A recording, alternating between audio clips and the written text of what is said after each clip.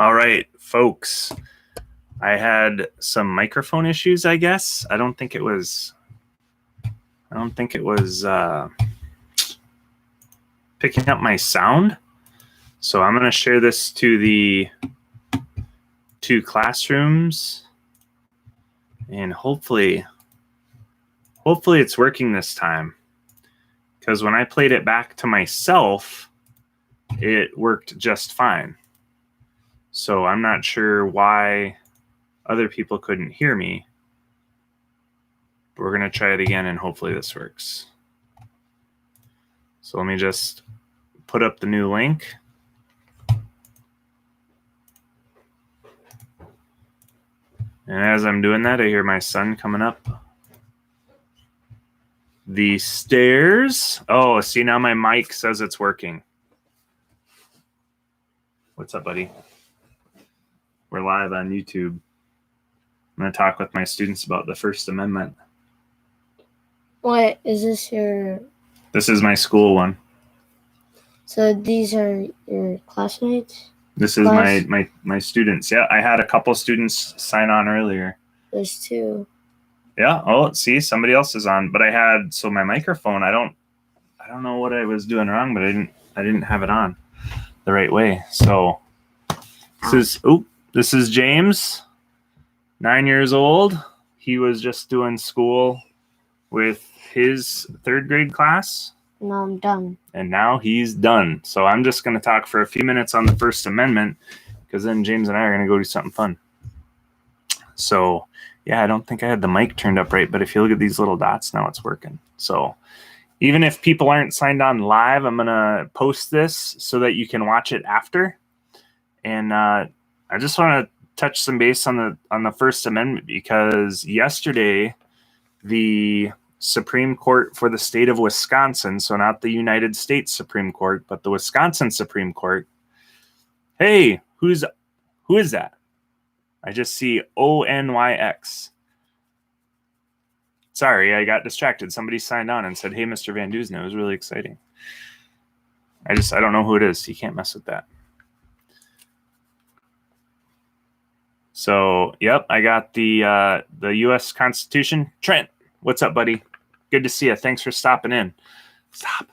Okay, so I just want to talk a little bit about the First Amendment. And while I'm talking about it, if you have any questions on IYX, just put them in the chat. But I just want to cover this because yesterday in the Wisconsin Supreme Court, they said, stop.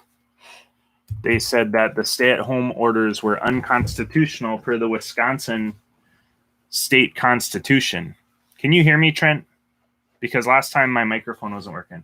You can play on the iPad or the Kindle and phone, or you can just watch.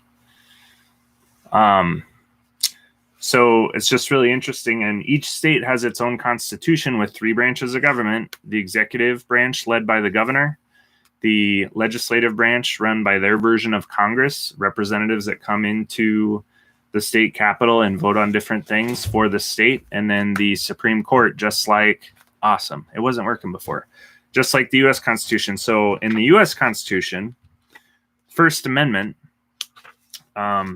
before I read the First Amendment, I want you to remember James Madison, who was the father of the Constitution, thought it was ridiculous that we even needed a Bill of Rights, because he thought, how could a free people vote their rights away? He just thought that was ridiculous. But the delegates from Massachusetts says, hey, if you don't protect the human rights, like speech, right to defend yourself, all those things, then we're not signing.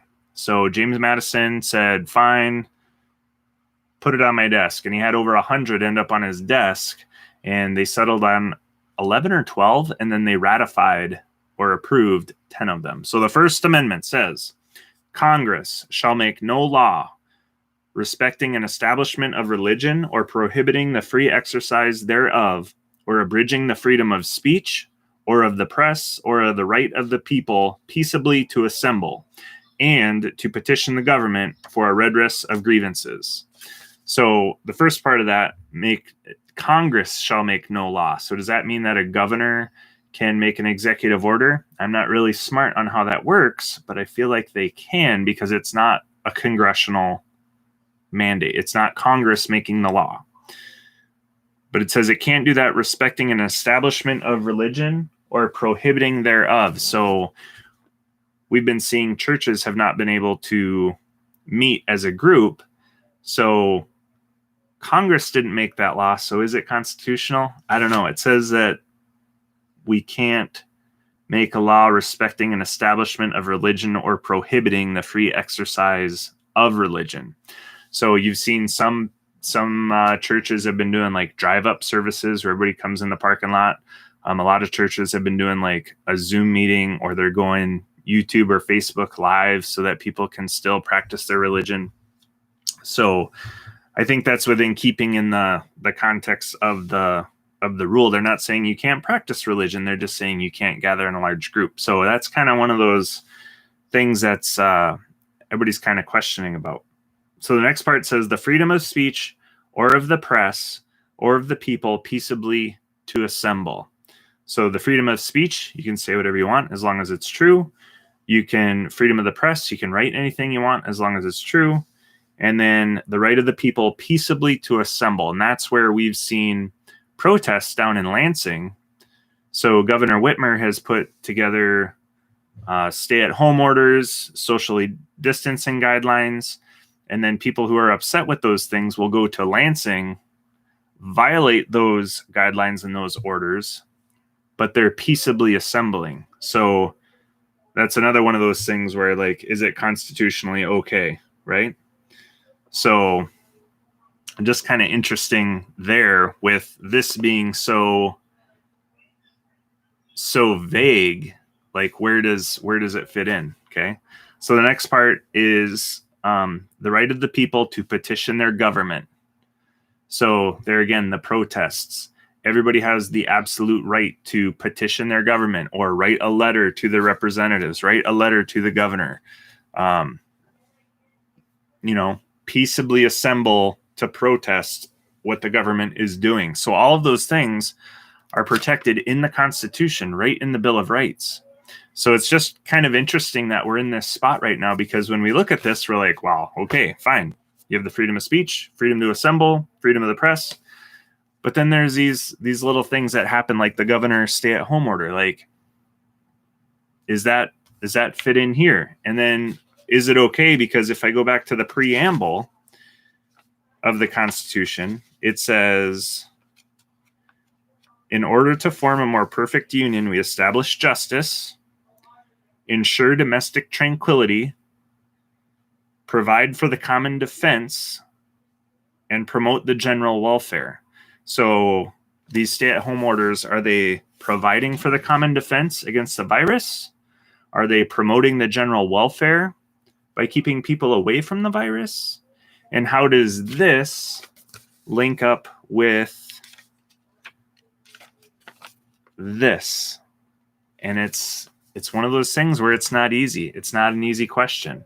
But the beautiful thing about the Constitution is we are free citizens, and we are able to petition our government, and we are able to make our voices clear, because the first three words in the Constitution, I'll wait for it. What is it? We the people. So we the people have a chance to follow this as our guide and how we move forward. So that's the First Amendment and how it is now. It's just really interesting. I heard yesterday that the Supreme Court of Wisconsin overturned the governor's executive orders, saying they were unconstitutional per the Wisconsin state constitution. I have not looked at the Wisconsin state constitution. I have to assume it's based pretty close on the U.S. Constitution as the Michigan one is. So it's just really interesting. I wonder if we're going to start seeing that throughout the country, where maybe the Michigan Supreme Court deems some of these executive orders unconstitutional. Or I know, New York is on heavy lockdown. California is on heavy lockdown. And then the other side of that coin is you have other states that never lock down. Wyoming and North Dakota, I believe, they never put out a lockdown order at all. And if you look at the populations, they're kind of socially distancing just based on where they live. If you go to Wyoming, I think there's only 350,000 people over 100,000 square miles. And if you go to New York City, there's 27,000 people per square mile. So, if I live in Wyoming on a cattle ranch, the only people I ever see are the people in my family. So, if I live in an apartment complex in New York City, I might have to pass 200 people just to get out the door.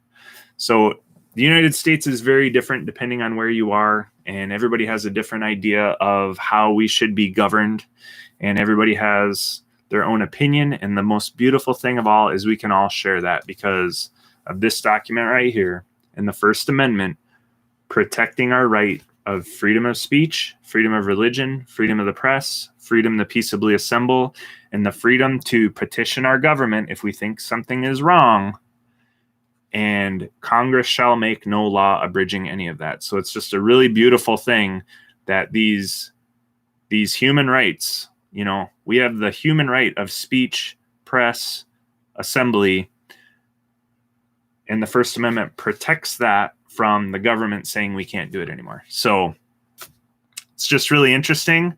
I know a couple people have seen me live. I got a brand new microphone, which I showed in the other videos, but I deleted them. But I just won this brand new Yeti X microphone, and it's pretty amazing. I would never buy one on my own. It was $170 if you try to buy it in the store, but I won it. Somebody on Twitter, it was actually the company Blue, said, hey, post a picture of your workstation, and I did. And they